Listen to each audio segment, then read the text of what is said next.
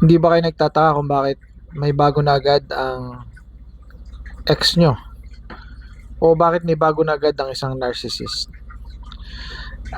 Alam nyo, ang tawag dyan sa ginagawa ng narcissist or ng exes ninyo ay triangulation.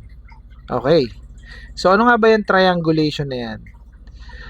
From the word itself, triangle. Ilan ba ang sulok ng triangle? 'Di ba tatlo? Kaya nga tri, 'di ba? Tatlong angle. So, yung isang angle doon ikaw. Yung dalawang angle doon, alam mo na kung sino. Yung isinali niya doon sa inyong eksena at saka siya. So, ikaw to si X, itong isa ay si Narc, at yung isa ay yung bagong salta. Okay.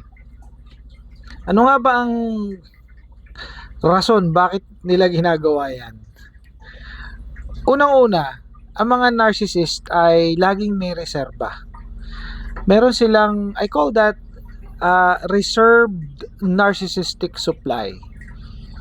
So para siyang sasakyan na merong gulong na reserba in case ma-flat yung sasakyan. 'Di ba ang galing? Ganyan ang narcissist. Kaya pag naghiwalay kayo ng narcissist, meron agad siya. Kasi beforehand, no, nung kayo pa, meron na siyang supply na tinitingnan sa tabi-tabi. Ka-work niya, kapitbahay nyo, o kaya ay taga-abroad, o kaya ay business partner niya, o kaya ay kanyang matagal ng nililigawan, or kaya ay pinaparamdaman, o kaya po pwedeng kaklase niya dati. 'Di ba? Nagkita sila sa reunion. Ganon. Ganon 'yon, may reserve. Pangalawa, kung bakit meron agad or merong uh, jowa agad yung inyong ex, no, o yung inyong narcissist na ex. It's because pinapaselos kayo. Yan. Why? What's the purpose of pagpapaselos? Kasi pagpapaselos, remember, ang narcissist ay mahilig sa power, mahilig sa control, mahilig sa manipulation. Kapag merong doon na isang tao na bagong salta doon sa triangle na sinasabi ko sa inyo, kayo, yung narc at saka yung bagong salta, may tatlo, no? So yung isang yon ang magbibigay ng attachment sa'yo. So paano ka na-attach? Ganito yon. Di ba pagka nakita mo siya na may iba, nasasaktan ka? I call that attachment. So hindi ka makawala doon sa relationship nyo kahit ex mo na siya. Nare-realize nyo ba yon? It's because of the pain na kinokos nung triangulation o nung triangle na yon. So para ka ngayong nadali ng kulto, 'di ba? Gusto mo umalis, gusto mo nang kalimutan tong narc na ex mo, hindi mo magawa eh. It's because of that third person na ipinasok niya doon sa relationship, and that is what we call triangulation. Nag-create siya ng triangle. And that triangle will make you attach to that particular situation.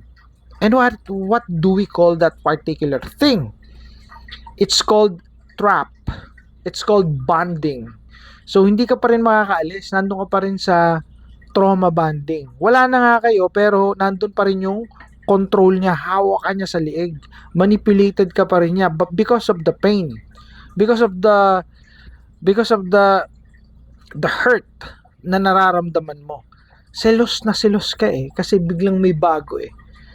Yung mga mix of emotions like pain, jealousy, anger, gusto mong gumante, revenge, pakiramdam mo gusto mong maghiganti sa kanilang dalawa kasi nawalang hiya ka o ginago ka, yun yung nagiging dahilan para makontrol at mahawakan ka sa liig. So ito, walang closure. Walang closure ang narcissist. ex mo siya pero walang closure.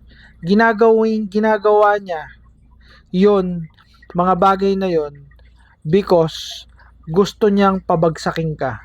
Gusto niyang i-manipulate ka, gusto niyang pabagsakin ka, ayaw ka niya makita masaya, ayaw ka niya makita na nag-move forward or nag-move on, at ayaw ka rin niya makita na nasa piling ka ng iba na mas higit sa kanya. Masakit yun sa kanya. Because hindi niya yung kaya, gagawa siya ng triangulation na tinatawag. So remember, kapag kayo ay nakikipag-deal sa exes nyo na narc, huwag kayong magtataka kung bakit mayroong ipapasok siyang ibang babae doon o ibang lalaki sa situation. It's because triangulation yon. Nagkikreate siya ng triangle para ma-attach ka pa rin sa kanya at makontrol ka pa rin niya. Para in case na siya ay magkandaloko-loko doon sa bago niya, pwede siyang bumalik sa'yo. Sasabihin niya, mahal mo pa ba ako? Sasabihin mo, oo naman. O, edi yun, aabusuhin ka uli, babalik uli siya sa'yo, magiging kayo. Eto, malupit. Kung tatlo na kayo, ay di papayag ka ngayon na may kabit. O papayag ka ngayon na may isa pang babae o may isa pang lalaki. Di ba? Ang galing. That's what we call triangulation. Amazing. Di ba? Ganun kalupit ang mga narcissist. Pero mas malupit kayo. Eto, matindi. Mas malupit ang datingan nyo ngayon kasi alam nyo na. Alam nyo na. So, kung alam mo kung paano ang atake ng narcissist, alam mo rin kung paano i-reverse ang atake. Kasi, you know what's happening. Aware ka. Diba? So, mas magaling ka ngayon sa narc. This is Nurse Ultimatum again. See you in my next vlog. Bye for now.